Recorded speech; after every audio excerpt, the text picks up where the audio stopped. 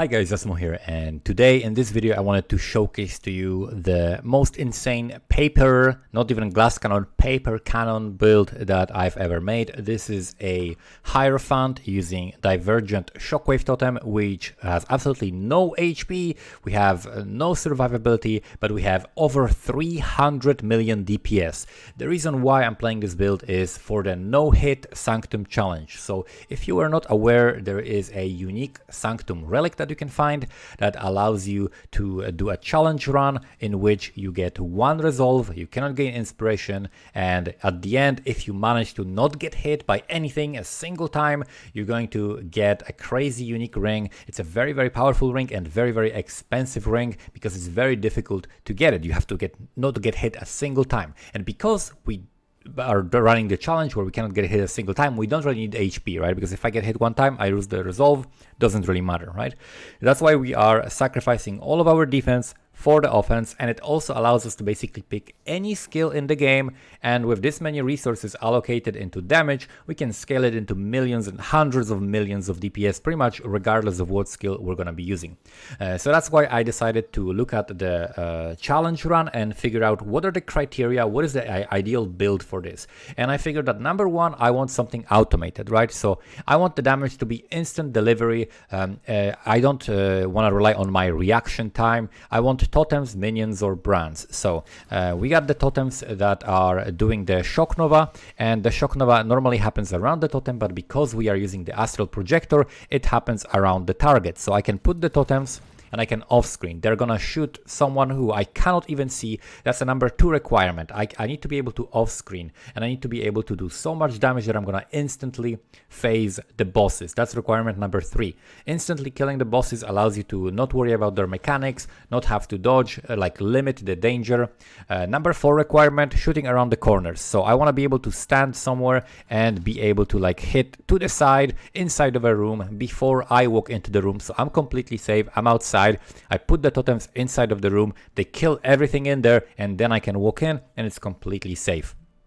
Next requirement is actually to be able to either kill everything or freeze it, right? So there are some enemies that are gonna, for some reason, not die instantly, whether you don't have all of the buffs on, or maybe they have some invulnerability phase, or maybe they have some kind of way of avoid some of your damage, or maybe you just have afflictions that lower your damage, increase their life, and so on. So we also have ability to freeze them. So all the guards, if they're not dying instantly, like a single hit will freeze them, and they are not able to really get any attacks off. Very rarely some guards are getting attacks off, and that's basically if you pretty much make a mistake or they're shooting at a totem like slightly like a second or split second before it can attack. And then also the last main benefit of the totems is that you can place them in the way of the fireballs that are flying from the walls, and you can make yourself a nice neat little corridor. They will tank infinitely as long as they stand up. They will tank the balls, and you can just make yourself make an easy time for yourself to pass through these traps. Even if you have like affliction for faster traps, you can just block them, pass safely through the corridor, and completely like not care about this type of a trap. So that's why this is an ideal build for that. Other than that, what this build can also do is kill all of the bosses in the game. It can kill Uber bosses. I can show you some footage from Uber Searing Exarch, also Uber Eater of Worlds. They are dying in a few seconds, deathless kills because they don't have any like crazy invulnerability phases. I mean, they do have them, but we kill them before they can do it. So we're basically able to nuke the Uber bosses before they go into like their invulnerability phases with like the balls of or the things that you need to, the bubbles that you need to pop on the Eater. We can kill them before they do that. And of course, every single normal boss or invitation is super easy on this character. If you get touched by anything, you're gonna die and you're gonna fall over to the ground and have to use the portals, but it doesn't really matter because you enter, you melt things, and they're dead. So it's a very cool and fun character for that. However, I do not recommend playing a character like this in general. Like I'm fine collecting my sanctums, you know, I do a little swap of a discipline for zealotry. I just don't use the zealotry and have like 1,300 life pool, and I just pop my haste, run through the map, kill some monsters, collect the sanctum, and move on to the next one. For me, this is fine, but I would not recommend this for everybody to play, because this is a very specialist build, and completely ZHP. So this is not a normal build you want to play. However, Shockwave totems themselves with Astral Projector, very nice playstyle, very cool build. I definitely recommend it. You can, if you invest a little into the character, you can have like 50 million DPS and be very tanky and have super easy time killing bosses and clearing maps. Very good character. But this is something different. This is my perverted attempt at making degenerate amounts of stupid damage so that we can one-shot everything in the Sanctum and outside of it. So I'm gonna go over the build now, and I'm gonna explain the gems first, all of the setup for the gems. Then I'm gonna go through the items, and you're gonna see like how are we generating this insane amount of damage. This should hopefully teach you something else. I'll try to give you guys tips and tricks that you can apply to other builds, and then we're gonna go through the passives and ascendancies as well. I'm also gonna talk about like how to craft this shield, because this is a pretty expensive shield. There are very few of them that you can actually even buy, but this is very powerful for this build, and I feel like if people are gonna play Divergent Shockwave Totem, then this is actually gonna be a very useful item to know how to craft. So first of all, we got the Divergent Shockwave Totem. The Divergent quality allows you to convert 40% of your fizz damage to cold damage, because the base damage is normally physical. People use this in conjunction with Ashes that give them the extra 30% quality for the conversion. However, Ashes would make me deal significantly less damage. This amulet gives me like 55% more damage. It's like if I remove the amulet, adding the amulet gives me like 111 million DPS. It's absolutely insane amulet. Even if we are not crit capped, it's absolutely crazy. So we are using the Divergent Shockwave Totem, and we need other sources of the conversion. There's lots of them that you can get. We have a Glovecraft. This is 25% fizz converted to cold, and then we also have the Mastery, because these are very good nodes anyway. Going for Heart of Ice gives us a lot of damage, so we're getting this Cold Mastery for 40% fizz converted to cold, and that's why we're converting all of it to cold. Then we also have the increased critical strikes. This is giving us a lot of crit chance, which we need to get to. I'm going to explain a little bit more about the crit chance in a moment. Then we get Hypothermia, very high amount of damage from this link. Then we got Multiple Totems. Multiple Totems is better than anything else, because even though it gives me the 18% less damage, we are getting 5% more damage per summoned totem for playing Hierophant, and it also allows us to have more totems. It's better clear, it's better single target damage, and you summon 2 at a time. This is pretty much mandatory. It's very good support. Then we have Empower level 4, and then we have Conk Effect, which we don't need huge AoE for clear. We only need the single target damage, and even clear is fine with Conk Effect, because you can simply do more damage, kill things in one hit, and have so many totems casting so fast that the clear is achieved through the cast speed. So Conk Effect, huge amount of damage multiplier. We have it all socketed into the Dial's Malefaction. That's why these things are getting these levels and the quality, but I'll talk about that in a moment. Other than that, we also have the aura setups. So we have Enlighten for our auras that are reserved on the mana, and we've got here Zealotry for the more damage and crit. We've got the Skitterbots, and we also have the Hatred. This aura is super powerful. Anytime you're using like a fizz converted to cold, Hatred is going to give you so much damage, because it not only gives you the fizz as cold, but also multiplying all of it. So it kind of double dips. It's very powerful. The remaining auras here, we have Precision. So Precision gives me a little bit of crit, and I had a plan originally to use a wand and use a Frenzy skill, because even though you don't deal damage yourself with skills, the totems are dealing it. You can still gain frenzy charges from spamming frenzy. However, I found this dagger, so we went with a dagger because this was pretty economical. I paid only like 7 divines or something like that for a huge amount of damage for this build. So we got the dagger, so it doesn't really give me the accuracy. I don't benefit from it, but I do benefit from the crit, and I had some extra spare, a little bit of mana that I could reserve. Other than that, we also are running Vitality and Discipline with Arrogance, so they are reserved on our life. This Vitality allows me to sustain the RF together with the Golem. So let's talk maybe about how I'm sustaining the RF. Number one thing, to get is a lot of fire res. So we got 77% fire res.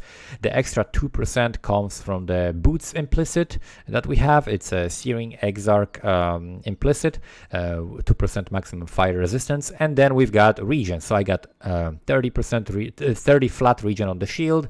I got 89 flat regen on the boots, and then we've got also the vitality providing me with 200, and then we also have the stone golem providing me with 120, and this is enough to sustain the RF. If the stone golem dies on a boss fight, it doesn't really matter because the totems give me regen as well. So either the totems or the golem, you need one of those things. I think like 4 or 5 totems maybe is enough, and then the golem. So either one of those sustains my RF, so I have RF at all times when I need it.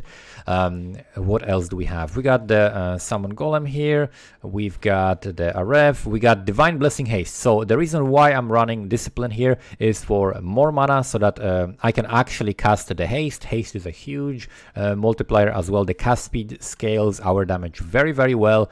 So we're running this Haste, and not only we're moving faster, shield charging faster, but we're also, of course, casting faster. The totems are getting a huge multiplier to the damage, and this basically lasts the entire boss fight, even on an Uber fight. So this is a crazy damage aura, and also with this much energy shield we can spam our skill and not worry about not having enough mana, so we're always able to cast whatever we need. Without the discipline it's much harder. You have to like wait for your energy shield to come back up, so that's why discipline is necessary. And other than that, the setup for movement is the shield charge plus faster attacks and flame dash. Very standard setup, allows us to move very quickly. And then we also have Arcanist Brand, which is casting Anomalous Frostbite and Elemental Weakness, so we are double cursing by also allocating the Whispers of Doom. That's what gives us double curse, and that's basically all when it comes to the gem setup. So the important things, I guess, is like that we are able to get so many auras because we're sacrificing our life. So if you're able to play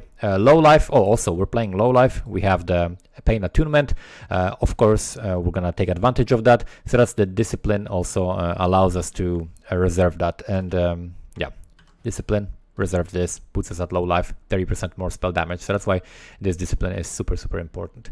All right, so let's go over items and why they are what they are. So number one is Astral Projector. I don't recommend playing the Shockwave totems, I don't recommend playing Shockwave totems without Astral Projector. With it, the skill just is elevated to another degree. Like without the Astral Projector, when I was leveling and I started using Shockwave totem, it's like, okay, this is a bit clunky, I'm not sure about this. I equip Astral Projector at level 40, I'm like, holy shit, this is amazing. This is instant damage delivery all over the screen. Like this is much better. 100% uptime on bosses, like just huge increase in like damage and clear speed and utility. It's mandatory. You have to play with this if you're playing Shockwave Totem. If not, you're gonna not have like even half as good of a time as with it. So super important. The other ring I have is Polaric Devastation. I already had it from another build that I'm playing. Tons of resistances, damage and crit, and also covers enemies in frost, which slows them, as well as gives you 20% increased damage taken from cold for them. So this is really nice. We're doing 60% damage from cold roughly, 40% damage from fire, and the fire damage comes solely from the Heat Shiver. So Heat Shiver, we got the enchant for Shockwave Totem cast speed. As I said, cast speed scales the damage very well. We get some resistances, and then we also have, of course, the cold damage as extra fire damage. So it's per % of chill on the enemy, and we're of course chilling really hard. And then we've got cold damage as extra fire damage against frozen enemies, and we are freezing enemies with our Shockwave Totems. So this gives me a huge amount of damage, because we're doing so much damage with the cold. We're able to freeze and do actually a ridiculous amount of damage. So Heat Shiver is like one of the biggest multipliers that we have. If you look at the POB, again, if I take the helmet off, equipping Heat Shiver, 71.6% damage. So that's 131 million. Crazy amount of damage coming from this helmet. Basically every single item is like that. If you look at the amulet, amulet, this is like 55%. If I look at the belt is like 46%. So this is crazy amounts of damage coming from every single one of these items. Next, we have the chest piece, Diala's Malefaction. This gives me +2 to levels of the gems socketed in the red slots, and then plus quality in the green slots. So we've got Shockwave Totem and Empower and multiple totems in this, and then in the green ones we have the critical strikes, hypothermia, and conk effect. This, of course, I'm gonna talk later about upgrades, but yeah, this corrupted one is a huge damage upgrade as well. But this was cheap. I got this for like 4 divines or something.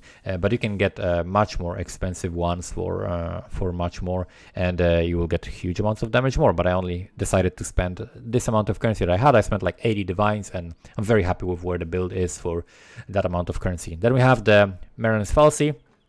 A huge amount of multiplier, like you saw, like 55% or something more DPS by equipping this.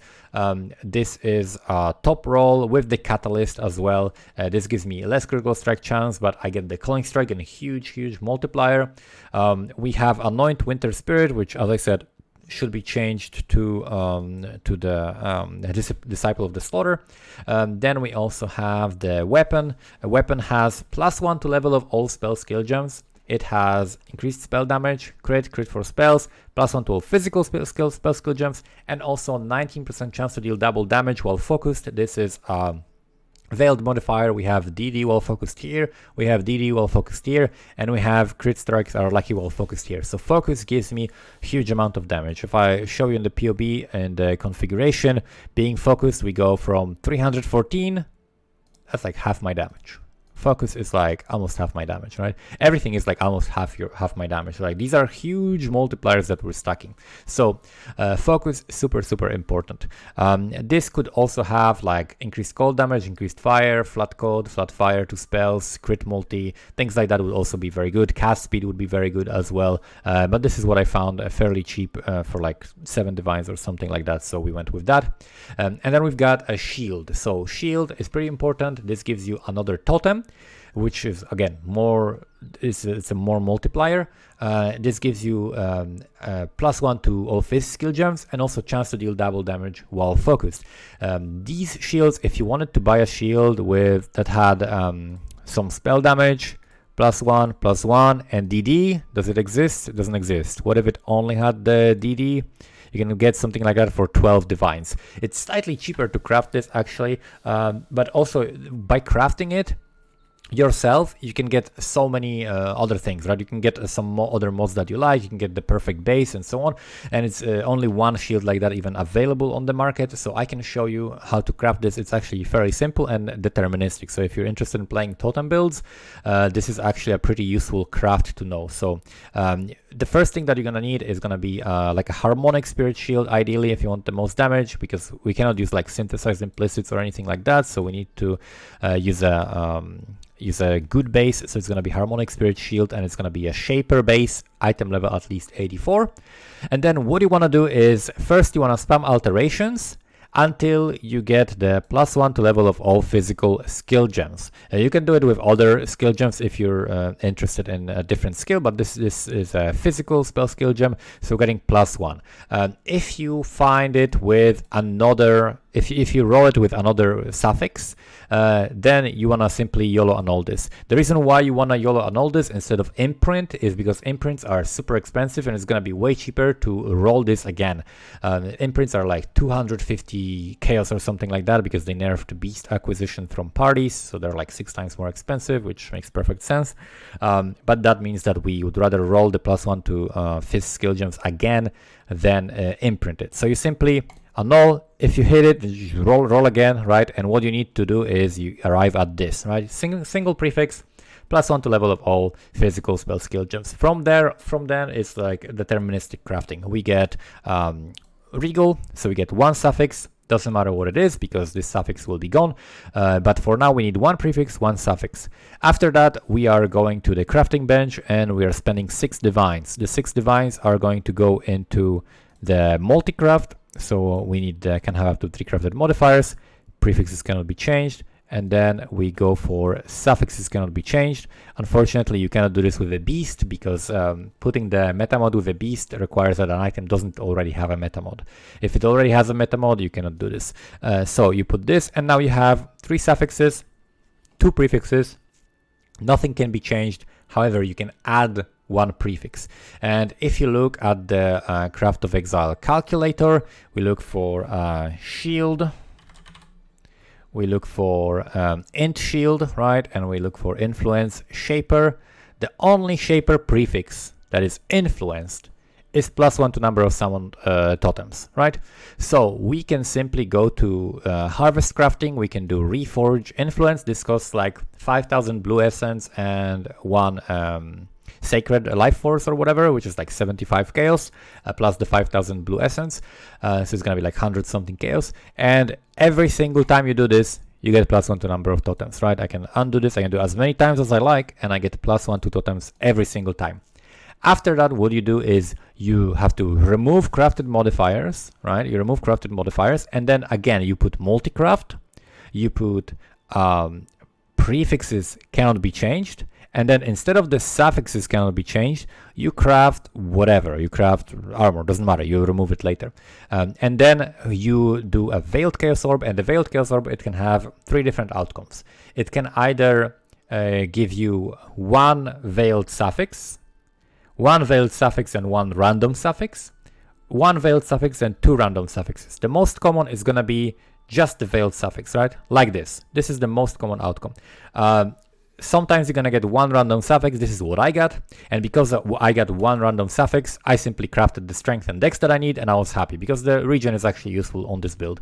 And the unveil, in order to unveil the good modifier, you wanna block something. So without block in this situation is you can look at what has the highest weight. So you look at the veiled modifiers, and we look at stuff that has the highest weight. The highest is 1,000, so you block something with 1,000 weight, for example, int and chance to avoid being shocked, because we don't care about the intelligence. This has the highest weight, and we want other modifiers. So we would simply, instead of this crafted modifier, instead of this armor, we would remove this armor, and we would craft a suffix. And the suffix that we would craft would be the int and chance to avoid being shocked. So we would craft that and then unveil. And we have a really good chance at the double damage. If you don't get the double damage, what you can do is you can get the dexterity, for example, and craft the double damage yourself. Or you can simply do prefixes cannot be changed and veiled chaos orb again. Ideally, you want to get the chance to deal double damage while focused. This is the highest amount of damage that you're going to be able to get. And then from there on, you can, for example, do multi-mod again, because we have just 3 modifiers. So we can do multi-mod, which can have up to 3 crafted modifiers.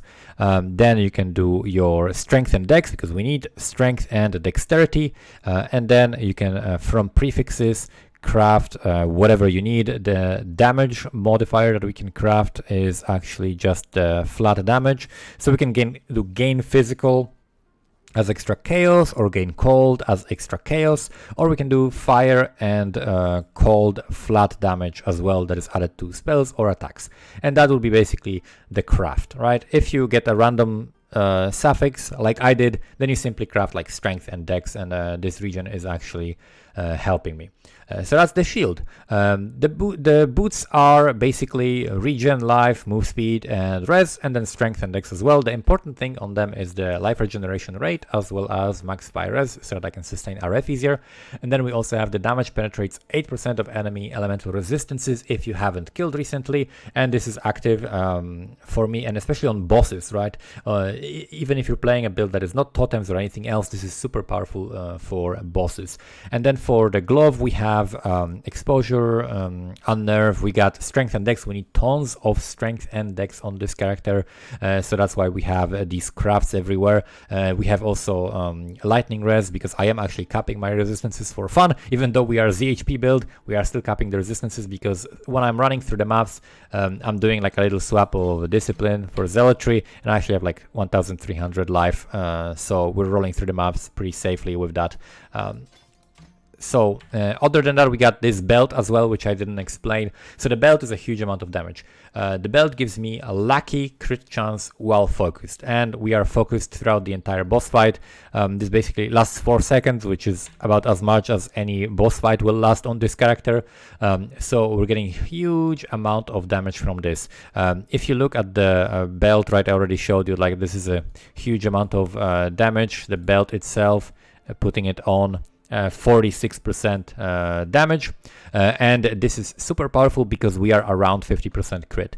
The closer you are to 50% crit, the more benefit you're getting from lucky crit chance. Lucky crit chance, if you didn't know, is basically when you're rolling for a crit chance. Imagine this is like 1 out of 100, right? And it's getting rolled twice, and the better result is kept, right? So what do you need to understand about this is that the closer you are to 0 crit and the closer you are to 100 crit, the less you benefit from it. And the closer you are to 50%, the more you benefit from it. At 50%, you get a 25% effective crit chance. At 25 and at 75, you get 12.5% effective crit chance. And at 100% and at 0%, you get 0% effective crit chance, right? So 50% is where you benefit the most of from it, which is why this belt is so powerful on this character, because we're not actually capping crit, and we get huge amount of crit from this. Okay. So we went over all of these items. Now let's go over the flasks as well, which are hugely important on this character, because again, like I said, boss fights will last a couple seconds, so you're gonna have 100% uptime of your flasks, so you better get some good flasks. We got Bottled Faith, of course. I can show on POB how much damage we're getting from the Bottled Faith. So Bottled Faith itself, this is giving me 30% damage. This is from the increased damage taken to enemies as well as the crit chance. Then we've got the Silver Flask. This is 10%, sorry, 11.7% damage if we're adding this.